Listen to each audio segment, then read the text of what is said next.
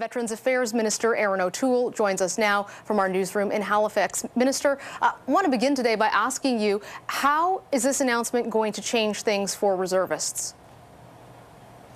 Well, Mercedes, I called today a day where we show our respect for our reserve forces. The men and women of the Canadian Armed Forces have always been a critical part of our military and Canada's role at home and abroad.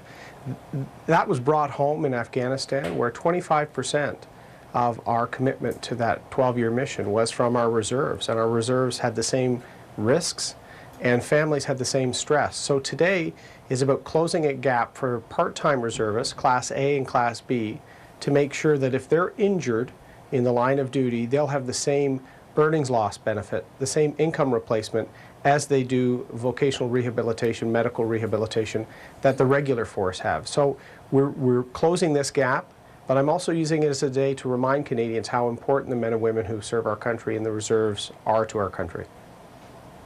It was the murder of Corporal Nathan Cirillo that put this on the Prime Minister's radar, but a number of veterans groups, parliamentary groups, have been recommending that these steps be taken for a long time. Why do you think it took so long for the government to bring this forward? Is this something that you were able to do as minister that for some reason they haven't been able to accomplish before?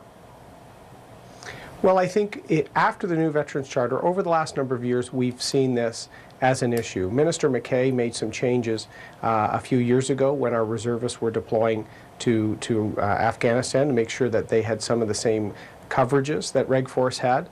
And then the Ombudsman, just 2 years ago, did a deep dive on this issue. And last year, the Standing Committee highlighted it as well. So this is an issue that we've worked closely both with Veterans Affairs and in National Defence, where the reservists obviously serve. So Minister Kenney and I both saw this as a top priority, as did the Veterans Ombudsman, as did the Legion and a whole range of stakeholders. So I'm very proud that we had this today. And the Prime Minister, this was one of the things that I spoke with him on my first day. He was particularly passionate about this because he knows the risks our men and women in the reserve face. So I'm very happy that we're able to do this today and shine the light on the work done by our reserve forces. Minister O'Toole, this is the second significant financial announcement that the government has made. Do you have a pot of cash, if you will, that you're able to distribute to fix some of these veterans' problems that have been plaguing Canadian veterans for the last several years? Well, what we've been able to do, Mercedes, and I had a very detailed talk when I got my mandate with the Prime Minister on this, is we're looking to what the Veterans Ombudsman has worked on the last couple of years, what the Standing Committee identified last year, and then we're looking at priorities based on stakeholder input to make sure that we're evolving services. We're doing a lot of things very well. There are some gaps that we have to make sure the new Veterans Charter works better. So I've tried to come up with some priorities. The Prime Minister also had some priorities, and we've worked on them. We're also taking the time to make sure we have the time to explain them, so to speak to veterans groups. So on Monday, we closed the gap for seriously injured people post-65. That was probably one of the things that caused stress to some families that were approaching 65 and worried.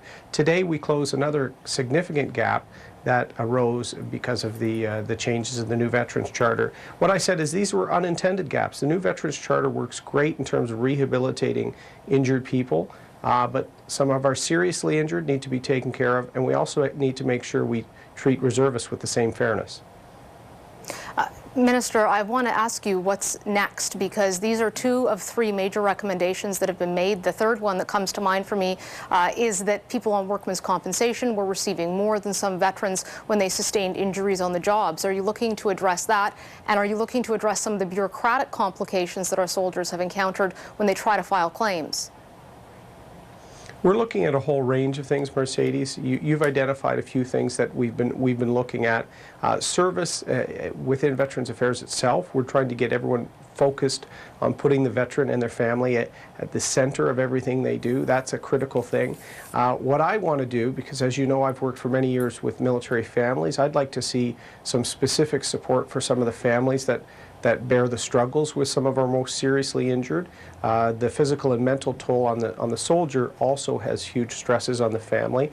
So some of the things you'll see were recommended by several groups. Others are ones that I've been working on with Walter Natinchuk, our Deputy Minister, and the Prime Minister, to make sure that we're meeting a whole range of needs. So the family one is an important one for me, because the new Veterans Charter has built the family into it much more than the old system. We just have about 30 seconds left, but I do want to give you the opportunity to respond. Some critics are saying this is just politicking. These announcements aren't going to affect a large number of veterans, that they could have given them 100% of their earnings lost benefit. They're not receiving that. How do you respond to those criticisms? Well, some of the criticisms are based on the fact they don't understand what earnings loss and what the vocational rehabilitation is all about. The vocational rehab under the new Veterans Charter is about giving men and women who are injured the tools to re-educate and retrain. Some people will recover from their injuries, but others won't. And if they're transitioning to civilian life, earnings loss is meant to be an income supplement as they retrain, as they go back to school or get a new trade. We spend up to $75,000 per veteran on the rehabilitation piece. ELB has always been a bridge. Our goal is to get that veteran and their family into a new smooth transition into civilian world, so their family is strong, their health is strong, and their second career is strong. Minister O'Toole, thank you for your time today. Thank you.